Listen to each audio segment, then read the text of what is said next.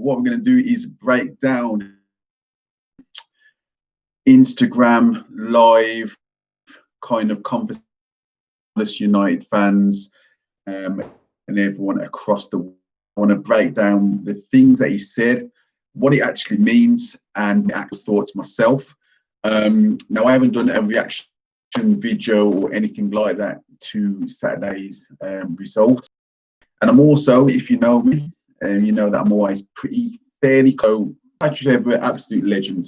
Pat Evra, we all know he loves the club more than pretty much, well, more than most players that have ever played for the club. In fact, I'd go as far to say I'm not too sure if I've known anybody who's really loved the club as much as him.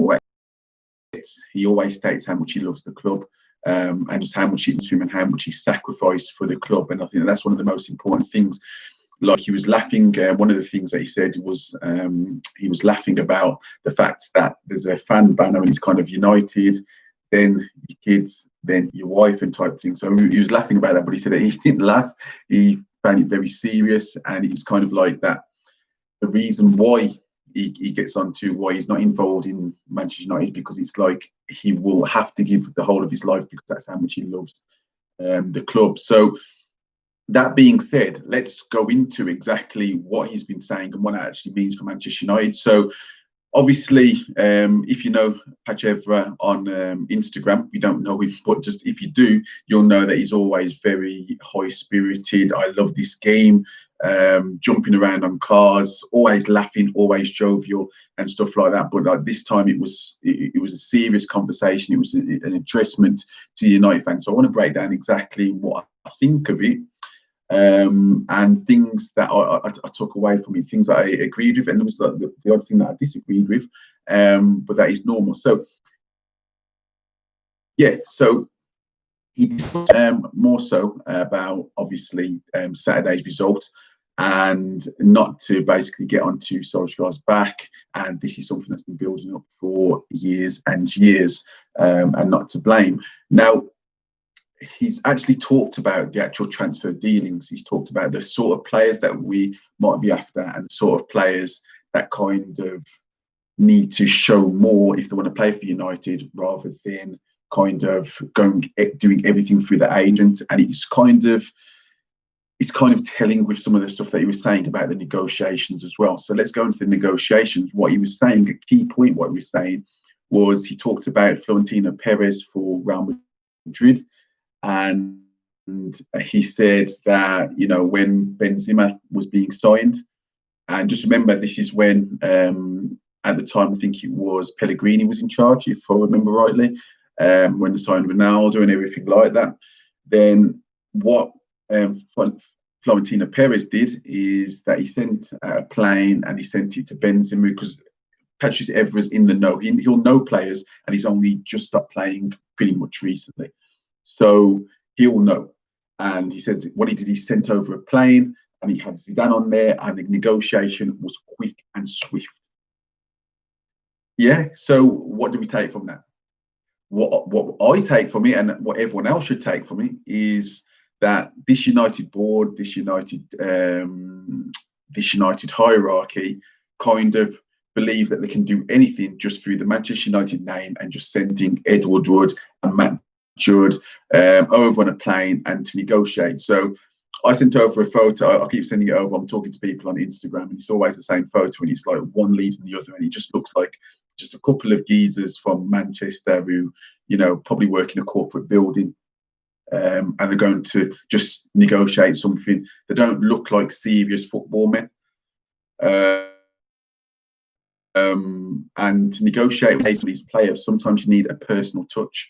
Now, one thing I'll say about Ole, I'm not doing a reaction to the weekend. I'll talk about Ole later on tonight. But one thing I will say is that his personal touch for Van der Beek obviously meant something. And he's actually doing a lot more checks on the background of each player, even though that's a detriment to us as well, because that's another thing I'll talk about later, when it comes to acting like there's only a small pool of players that can play for Manchester United. I think that personal touch is one of the most important things as a board you can do. So imagine this: you've got say Chelsea, Manchester United going after a player, and we send Matt Judd and Ed Woodward, and Chelsea send Frank Lampard himself or Didier Drogba round to somebody's house, who potentially might find it easier to get the deal done. And this is kind of what's been going on. It's been quite obvious that Manchester United as a brand is still huge. There's something going on in between Manchester United going after a player and Manchester United getting a player. And I used to think that it was more to do with the fact that people can see Manchester United coming, they can see that we're desperate. So, you know, what's the problem? I can understand why they're putting the money up. But if you actually look a little bit deeper and you think, well, Chelsea are desperate to get right back up, Arsenal are desperate to get right back up, and the prices aren't ridiculous. They're not through the roof. So what's going on in the negotiation table? What's going on in the negotiation table is players aren't getting a good feel of Manchester United through Ed Woodward and Matt Judd. Like I said, Ole Gunnar Solskjaer intercepted the Donny van der Beek, and obviously Van der Sar would have had a lot to do with that, why that deal was done so swiftly. Ole Gunnar Solskjaer again spoke to Harry Maguire, but again, we was priced at such a price that we was the only team that was going to go to him, so Solskjaer didn't have to do much. Same as Wan-Bissaka, no one else was paying 50 million for Aaron Wan-Bissaka at the time. So there's a problem with the boardroom. We already know this, but whatever was saying, like I keep saying, was even more telling what we're saying, how a player thinks. I think how a player thinks is one of the most important things that we need to understand, because we can keep saying, you know, Glazer's out and this and that, Woodward out. But the fact of the matter is, we've just got a bad tactic. Like Bayern Munich, they've got so many legends around the club. When they do deals, you know, they're sending legends around and having conversations with the families and getting that good feel. And we're not doing the same thing. We tried to do it with Jude Bellingham, but again, we tried to do it with the Sir Alex Ferguson thing. But the fact is, he's 17 years old. Like, I was being laughed at when I said, is there anything wrong with Rio Ferdinand doing something within the club? He's obviously voiced his dissatisfaction at another part, but would have been so bad if Rio Ferdinand turns up to Jude Bellingham's house, Pete Stanley. It's a different feel. And I think that this is where we're going wrong. And this is where the confusion comes. This is Avram Glazer absolutely loves United. And if you actually look at our net spend, and I'm all about, I don't like being in debt in general. So I want the Glazers out. But Patrice Evra said, and obviously he's in the know with the Glazers, he said Avram Glazer, and he's not getting paid by him, Avram Glazer loves Manchester United. But for them, our net spend's the highest in the top six. So we can't act like that this is a Castidas for Arsenal who wasn't spending. We are spending. What's happening is the negotiations are that bad that we're only spending on maybe, we spent 80 million on a player who's probably worth around about 40, 50 in Harry Maguire, and Wan-Bissaka was probably around about 30, possibly 40.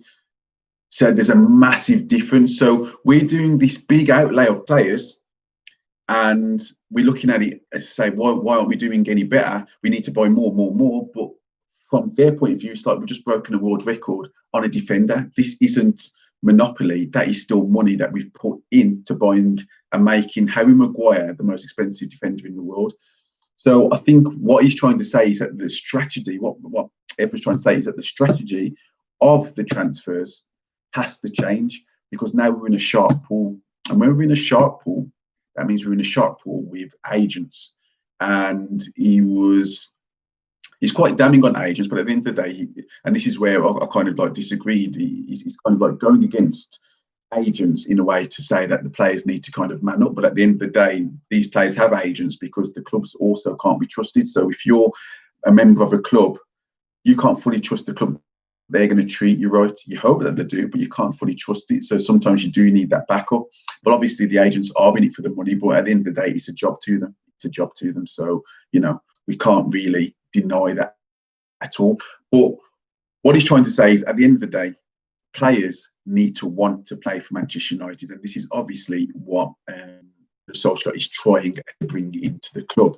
And more about what Evra was saying as well about the Glazers. He's trying to say, yes, we want to hate on the Glazers, but we have to put things into perspective as well, that they don't hate the club. They still want the club to do well. And why wouldn't they? The problem is, and he discussed about LVG. He said LVG wanted to change everything. Surveillance came with this, surveillance came with that. It's not LVG's fault. That's the way that he works. Manchester United employed the wrong person. He says Jose Mourinho couldn't hide his disappointment with, he's got all these kids around, and Jose Mourinho is like, he needs proper men. He needs not just proper men. He needs like winners. He hasn't got time to be babysitting the youth players. So that's exactly what Evra said is right for Jose Mourinho. So Jose Mourinho couldn't cope with the fact that he was so disappointed by United, the fact that we had all these kids that was being forced to bring through, when in theory he's there to be a challenger. That's why at Spurs he's now bought Bale. That's why he's keeping hold of Harry Kane, because he realised he needs a certain type of player to reach the top. And at United, Evra said he was obviously very disappointed. Obviously, there was loads that happened after that, and Jose Mourinho didn't cover himself in the most glory. He was trying to explain that, going from one philosophy to the other, and both being disappointed with the transfers, means that the fundamental problem right now is Matt Judd. And he said it's not so much Ed Woodward, although if he does have a problem with how Ed Woodward's doing his stuff, then he'll speak to Ed Woodward. But Matt Judd, the banker, and not the Manchester United man, when he said that when he was at Monaco, Sir Alex Ferguson and David Gill went round to his property, and next thing you know, he's playing in the Manchester Derby for Manchester United because they sold him the dream.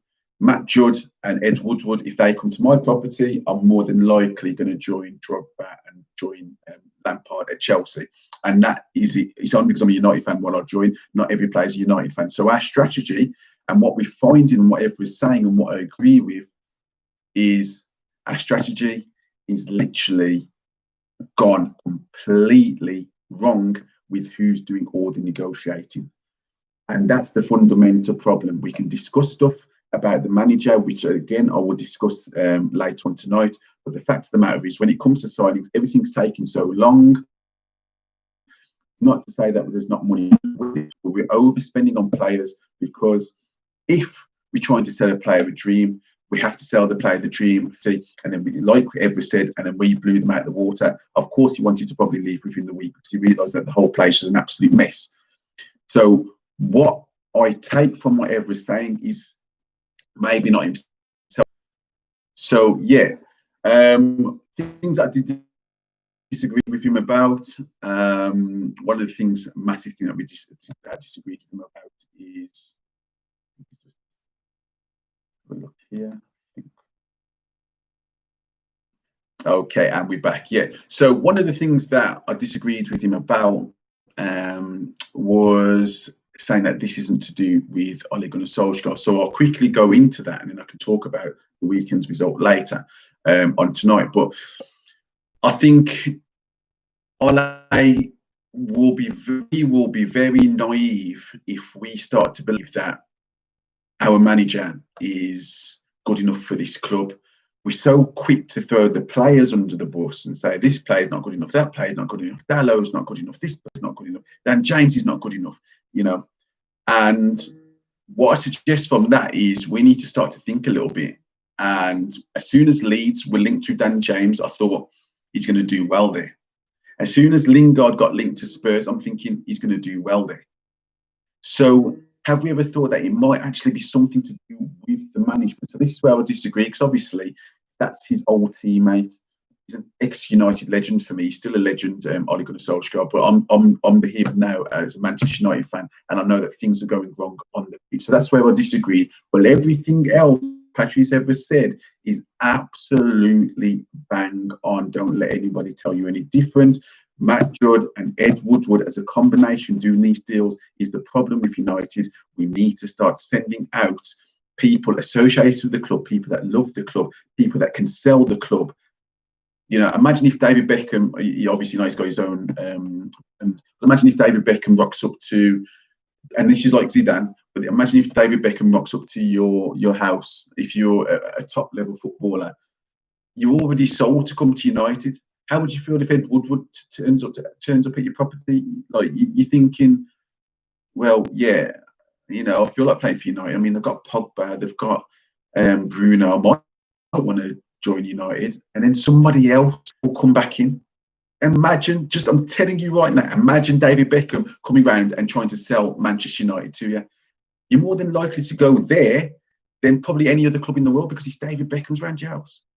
And that's the same with Zidane. So use your legends to help you. Stop being so pig-headed and keep thinking that, you know, Woodward and Judd is going to be able to do the job for us. So this is down to the Glazers. You have to re-employ. You have to take more control, because otherwise, because there was no moaning about the Glazers pretty much through Sir Alex Ferguson's time. There was a little bit with the green and gold and everything like that, but pretty much through success, there was nothing ever said. So if Avram Glazer, if Evra's right, you do making them feel welcome at the club, because Sir Alex Ferguson's not respected, as Evra said, as much as he should be at the club, and get these guys to help you guys with transfers, and stop being so damn pig-headed and thinking that you can just sell the club just from being Manchester United, because at the moment, Manchester United as a sell, even as a fan, is quite difficult. So yeah, I want to know what you guys think. I want you guys to smash a like, leave your comments. What do you think about Patrick Evra's comments today? Do you think he's right? Do you think it's now time that the Glazers actually speak and kind of show action, not get rid of Woodward, that he needs help, and he needs help from ex-United legends, or help from, I don't know, a super agent that he can actually work with? Or is Patrick Evra completely wrong and it's just literally everything's fine and, you know, we just need signings and it's as simple as that? I want to know what you guys think, and I'm on to the next one, guys. See you later.